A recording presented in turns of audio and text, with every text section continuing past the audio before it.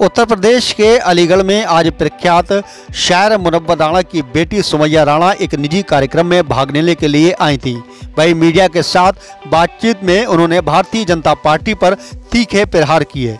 वहीं सुमैया राणा ने मीडिया से कहा कि जो भाजपा सरकार काम खुद नहीं कर रही वह कोर्ट के जरिए से करा रही है। और जवाब देते हुए उन्होंने कहा कि देखिए, पहले चीज़ तो ये थी कि जो मामला न्यायालय में विचाराधीन है उस पर बहुत जल्दबाजी होगी, लेकिन ये ज़रूरी है कि जिस तरह से भारतीय जनता पार्टी का इतिहास देखा जाए, उनका काम करने का जो तरीका है वह हमेशा ऐसा रहा है कि उन्होंने अपना काम करवाने के मतलब से वह किसी का भी इस्तेमाल कर सकते हैं, उसके लिए चाहे वह कुछ भी करें। आपने देखा कि चुनाव जीतने के लिए उन्होंने किस तरह से ईवीएम का दुरुपयोग किया, चुनाव का इस्तेमाल किया तथा चुनाव आयोग का भी इस्तेमाल किया। ये सब अब संसाधनों का इस्तेमाल करने में माहिर हैं, इसमें कोई दो राय नहीं है। वहीं सुमैया ने कहा कि कांग्रेस की भारत जोड़ो यात्रा पर यह तो वक्त बताएगा क्या हाल होगा, लेकिन ये एक सकारात्मक पहल है। जिस तरीके से जनता पीड़ित है देश में और प्रदेश दोनों जगह पे, इस तरीके से पहल होनी लाजमी है। ये कितनी सकारात्मक रूप लेती है या कितनी कारगर साबित होती है, ये आने वाला वक्त ही बताएगा। सुमैया राणा ने कहा कि मुसलमानों के बीजेपी की तरफ जाने के सवाल पर उन्होंने कहा कि देखिए, ये कहना बहुत ही आसान है, क्योंकि बीजेपी अगर किसी विजन पर काम करती है वह विजन देश हित में होता, बेरोजगारी हटाने के लिए होता, नौकरी दिलाने के लिए होता, महंगाई घटाने के लिए होता, तो यकीनन तौर पर मुसलमान बीजेपी से जुड़ता। लेकिन आए दिन ये थोड़े दिनों की हिजाब, नकाब और मस्जिद मंदिर की बात करते हैं, तो मुझे नहीं लगता कि मुसलमान बीजेपी की तरफ ज़्यादा झुकाव करेंगे। कोर्ट से काम करवा रही है, एग्जाम्पल उसका ये है कि ज्ञानवापी का मामला कोर्ट के थ्रू सरकार ने लिया है। देखिए, पहली चीज़ तो ये कि जो मामला न्यायालय में विचाराधीन है उस पर बहुत जल्दबाजी होगी बोलना कुछ भी। लेकिन हाँ, ये ज़रूर है कि जिस तरह भारतीय जनता पार्टी का हिस्ट्री देखी जाए या उनका काम करने का जो तरीका रहा है, वो हमेशा से ये रहा है कि उनको अपना काम करवाने से मतलब है, वो चाहे उसके लिए किसी का भी उपयोग कर लें। आपने देखा कि इलेक्शन जीतने के लिए, सरकार बनाने के लिए उन्होंने किस तरीके से ईवीएम का दुरुपयोग किया, इलेक्शन कमीशन को इस्तेमाल किया।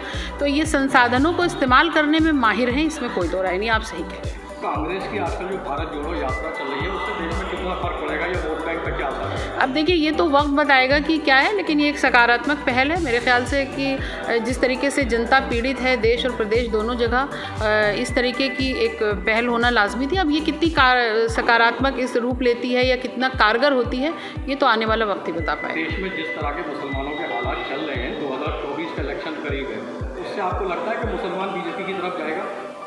अब देखिए, ये भी कहना कोई बहुत आसान काम नहीं, लेकिन मुझे नहीं लगता है, क्योंकि बीजेपी अगर एक विज़न पे काम करती, वो विज़न देश हित में होता, वो बेरोज़गारी हटाने के लिए होता, वो नौकरियों को दिलाने के लिए होता, महंगाई घटाने के लिए होता, तो यकीनी तौर पर ऐसा नहीं है कि मुसलमान बीजेपी से नहीं जुड़ता।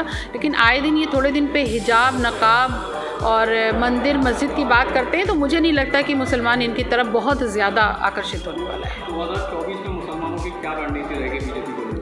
अब देखिए, ये भी कहना अभी जल्दी होगी, लेकिन हाँ, ये है कि बीजेपी को लेकर तो मुझे नहीं पता, लेकिन ये बात ज़रूर तय है कि ऐसी ताकतों को सत्ता दिलाने की कोशिश करेगा मुसलमान जो देश के बारे में सोचे, देश के संविधान के बारे में सोचे, और देश में जो हालात हैं इस वक्त बिल्कुल आपाधापी के मचे हुए हैं, उसको हटाने के लिए हमेशा से जो कदम उठाती आई है, लोग उसी तरीके का कदम उठाएंगे। बीजेपी लगातार एक बयानबाजी करती है कि अयोध्या का काम हो चुका है, भारत और काशी और वो बाकी है। जो काम कोर्ट ने किया उसको भी उन्होंने अपने ऊपर ले लिया।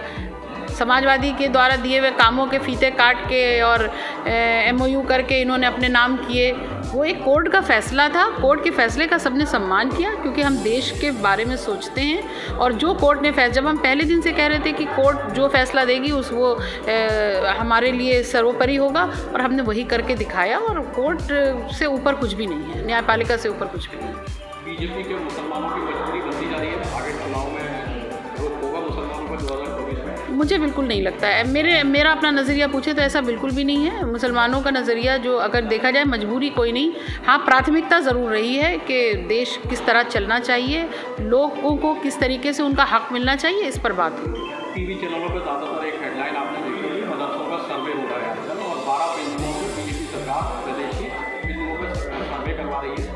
इसमें एक बड़ा बिंदु ये भी है कि मदरसों का पैसे का स्रोत क्या है, तो इसको किस तरह से लेती है, होना चाहिए। देखिए जब बहुत देशव्यापी आंदोलन चल रहा था CNRC का, जिसको मैं घंटा घर लीड कर रही थी, उस समय भी आरोप लग रहे थे कि ये पैसा कहाँ से आ रहा है, कौन चला रहा है। तो इनकी मंशा पे मैंने कई डिबेट्स में इस बात को बोला कि अगर ये सर्वे करा रहे हैं और सर्वे में अगर ये निकल के आता है कि जितना पैसा जो बच्चों के लिए जा रहा है, वहाँ के तलबा के लिए जा रहा है, वो इस्तेमाल कैसे कहाँ होना चाहिए, वहाँ तक तो ठीक है। लेकिन इनकी मंशा पर all India Muslim personal law board ने भी आवाज़ उठाई है और इस आपत्ति जताई है, क्योंकि इनका काम करने का तरीका हमेशा से रहा है कि कंस्ट्रक्टिव कभी रहे नहीं, डिस्ट्रक्टिव रहे हैं। तो इनकी जो नीयत है उस पर ज़रूर शक लोगों का है।